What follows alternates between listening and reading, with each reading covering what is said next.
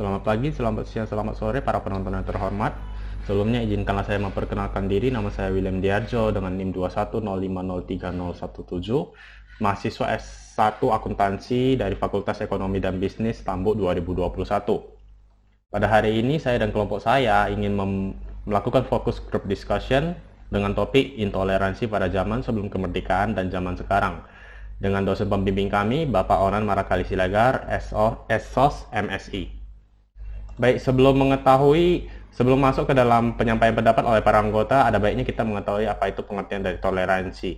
Jadi, secara bahasa, toleransi berarti tenggang rasa, dan secara istilah, toleransi adalah sikap menghargai dan menghormati perbedaan antar sesama manusia. Perbedaan-perbedaan yang dimaksud di sini dapat berupa perbedaan agama, perbedaan pendapat, bahkan perbedaan suku, dan lain sebagainya. Kemudian kita masuk ke dalam bagian pengertian intoleransi. Intoleransi adalah lawan kata dari toleransi. Dan menurut Kamus Besar Bahasa Indonesia, arti kata dari intoleransi adalah ketiadaan tenggang rasa atau ketiadaan saling menghargai baik itu antar suku, antar agama maupun dan lain sebagainya. Seperti bisa Anda lihat pada ilustrasi di sebelah kiri itu ada agama-agama yang saling memaksakan dirinya satu sama lain. Baik, selanjutnya kita akan masuk ke dalam penyampaian pendapat oleh para anggota-anggota dalam kelompok kami. Baiklah, saya Vela Fetiana dari kelompok 3 PKN akan memberikan pendapat saya mengenai hasil dari wawancara yang telah kami lakukan. Menurut saya, 70% masyarakat Indonesia sudah menjalankan sikap toleransi antar sesama masyarakat, seperti adanya perbedaan suku, agama, budaya, dan lain-lainnya. Sedangkan 30% lagi menurut saya masih adanya masyarakat yang tidak toleransi atau bisa dikatakan intoleransi terhadap umat yang berbeda agama dengannya ataupun yang berbeda suku, budaya, dan lain-lainnya. Dari wawancara yang saya lakukan, jika masyarakat Indonesia tidak adanya intoleransi, maka Indonesia tidak akan sedamai pada saat yang kita rasakan saat ini. Namun jika 100% masyarakat Indonesia sudah menjalankan toleransi, maka tidak akan adanya penyimpangan-penyimpangan yang terjadi. Contohnya saja penyimpangan yang kita ketahui seperti pengeboman di gereja akibat adanya perbedaan.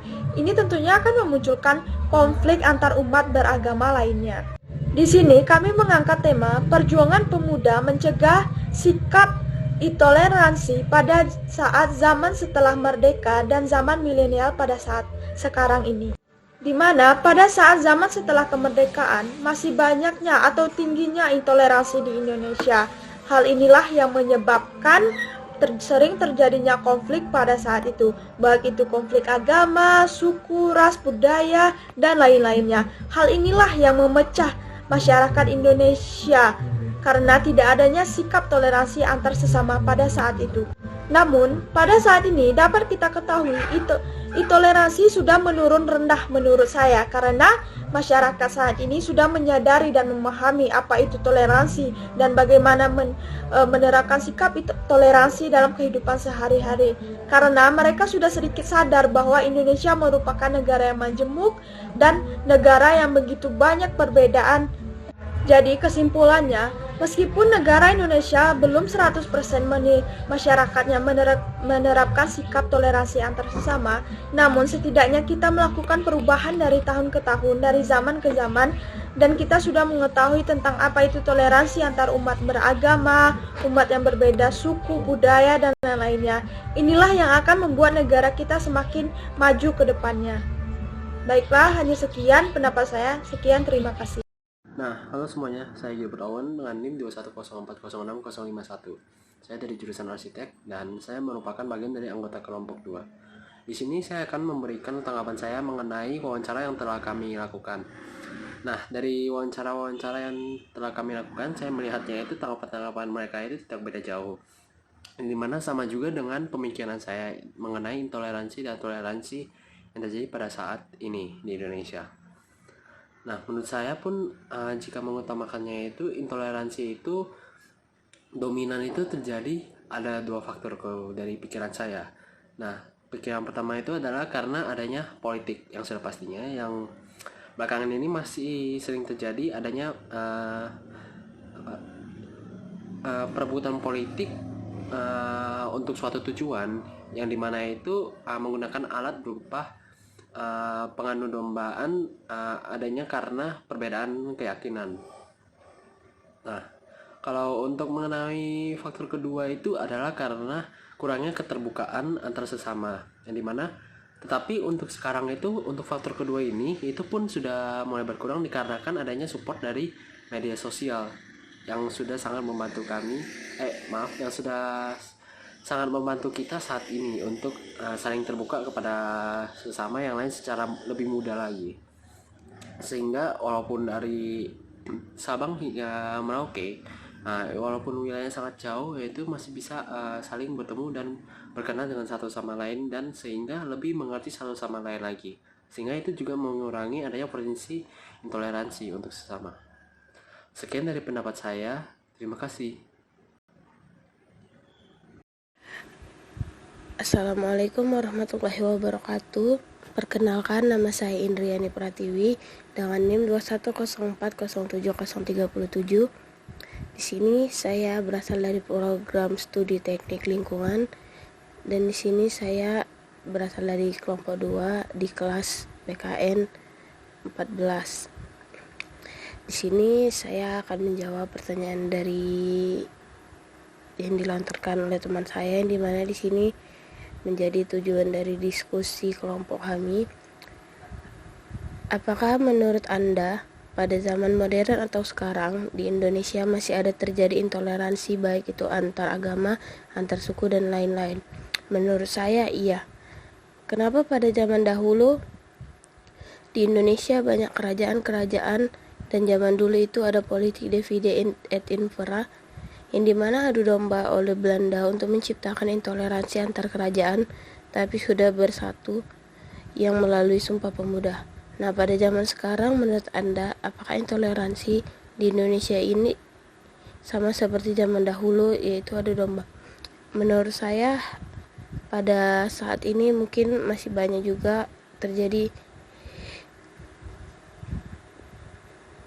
politik divide et impera, yang dimana masih banyaknya adu domba antar umat beragama, antar suku, antar berbangsa dan bernegara, yang dimana kita masih sering terjadinya cekcok ataupun salah paham yang mengakibatkan banyaknya adu domba yang terjadi.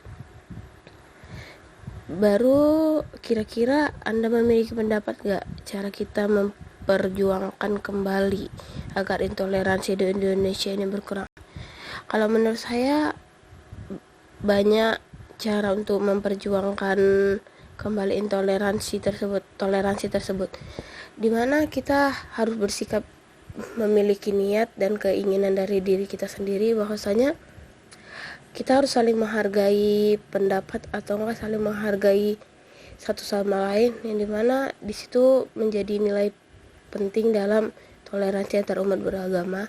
Dan masih banyak lainnya, yang dimana pada proses kita berbicara ataukah kita mengemukakan pendapat, kita juga harus saling menghargai satu sama lain.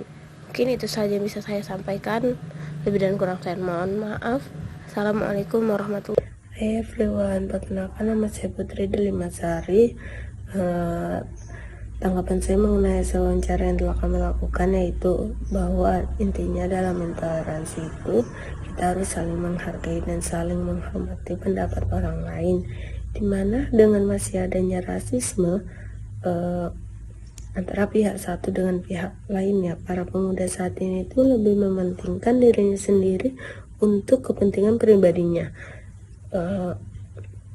Kita hidup di zaman modern, dimana masih banyak sekali forum-forum edukasi informasi mengenai bagaimana cara menjaga toleransi dengan baik dengan siapapun, agar terhindar dari yang namanya intoleransi.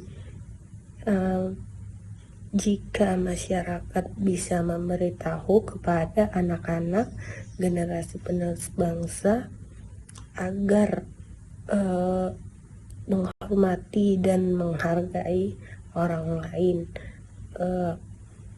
agar generasi penerus bisa lebih bermoral dan terhindar dari yang namanya intoleransi. Saya akan menyampaikan kesimpulannya dari pendapat-pendapat teman-teman saya dan dari hasil wawancara yang sudah kita lakukan ya. Bahwa tidak dapat dipungkiri bahwa intoleransi di Indonesia itu masih tersisa dan mungkin masih berkembang, dan hal ini menjadi tantangan baru bagi para pemerintah maupun para mahasiswa karena intoleransi ini sangat berbahaya bagi keberagaman di Indonesia.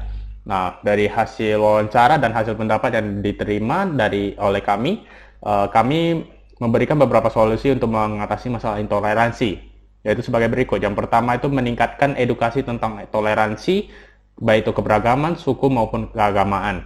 Kemudian melalui pengamalan nilai-nilai Pancasila dan agama.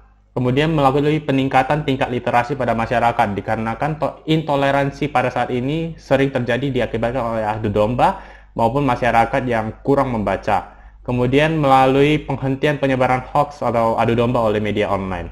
Baik, sekian saja hasil diskusi dari kelompok 2. Jika ada kesalahan, saya mewakili kelompok 2 memohon maaf sebesar-besarnya. Terima kasih.